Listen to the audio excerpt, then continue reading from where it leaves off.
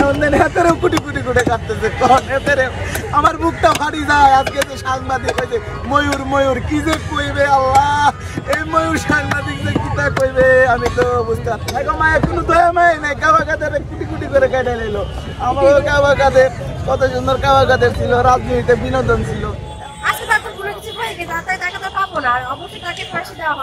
মায়ের কোনো দয়া মায় নাই, কাবা কাদের কুটি কুটি করে কেটে নিল। আমারও কাবা কাদের কত সুন্দর কাবা কাদের ছিল, রাজনীতিতে বিনোদন ছিল। এখন তার বিনোদন নাই ভাই। এখন ওই যে ইউনুসও ভাও কথা কয় না, কেউ ভাও কথা কয় না। কাবা কাদের একটু ছিল, একটু বিনোদন দিত, একটু মজার শুনে কথা কইতো। এমন দিন হাতেরও কুটি কুটি করে কাটতেছে কখন হাতেরে আমার বুকটা ফাটি যায়। আজকে যে সাংবাদিক হয়েছে ময়ূর ময়ূর কি যে কইবে আল্লাহ, এই ময়ূর সাংবাদিক যে কিতা কইবে আমি তো বুঝতে পারছি। বোনা খিচুড়ি হচ্ছে এবং আপার বোনা খিচুড়ি হচ্ছে, আপনারা সবাই আসবেন, খুব ভালো লাগতেছে। আজকে তার তো বোনা খিচুড়ি হয়ে গেছে, তাই টাকা তো পাবো না, আর অবশ্যই তাকে ফাঁসি দেওয়া হবে। আমরা দড়িয়ে আমরা প্রস্তুত করে রেখেছি, আর আপনাদের কাছে থাকলে অবশ্যই আমাদেরকে পাঠাবো, অবশ্যই তাকে ফাঁসিটা কাট করে দাঁড় করাবো। অনেক ভালো লাগছে আলহামদুলিল্লাহ। আপনারা সবাই আসবেন খেতে, এবং আমরা সবাই খুশি আনন্দিত, এবং আমরা এখানে আনন্দ মিছিল করবো। আপনারা সবাই আমাদের সাথে যুক্ত হবেন, আমরা খুশি হব।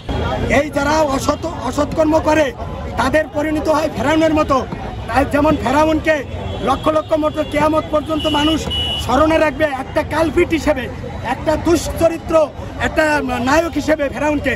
যেন এই আজকের গরু জবাই দেওয়ার অর্থ হলো জাতিকে, বিশ্ববাসীকে জানানো, হ্যাঁ এই রক্ত মাখার অর্থ হলো যে যারা জুলাইয়ের রক্তের সাথে বেইমানি করবে, হ্যাঁ তাদেরও আমরা রক্ত, আমরা যেরকম শহীদ আবু সাইদ মুগ্ধের মতো দিচ্ছি, আমরা গরুর রক্ত এখানে মাখাইয়া আনন্দ করতেছি, যাতে ভবিষ্যতে যারা স্বৈরশাসক হতে পারে, স্বৈরশাসক হবে এবং ভবিষ্যতে জনগণের বিরুদ্ধে দাঁড়াবে, তাদেরকে আমরা এক একটারে মাইরা আমরা তাদের জিয়াফত পালনের জন্য আবার গরু জবাই দেবো আর রক্ত মাখবো। যে হাসিনা একবার সূর্য 1 ঘন্টা আগে আনছিল, তারা দিন রাখবে না। সাইফুজ্জামান 360টা বাড়ি করে নামদার জামাত বিএনপি চরমনাইরা চুরি করে, তারা মানুষকে নিজেরা চুরি করে ডাকাতি করে চোর বানাইছে মানুষকে।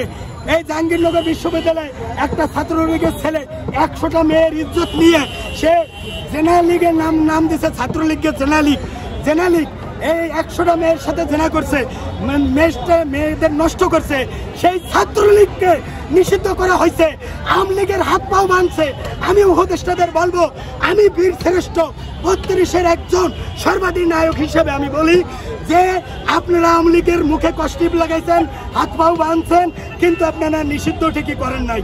আপনারা নিষিদ্ধ করেন, নির্বাহী আদেশে করেন, কোর্টের কাজ কোর্টে করবে। কোর্টে কি বিচার আসবে, কোর্টে নির্বাচন করবে, নির্বাচন কমিশনের কাছে নির্বাচন করবে।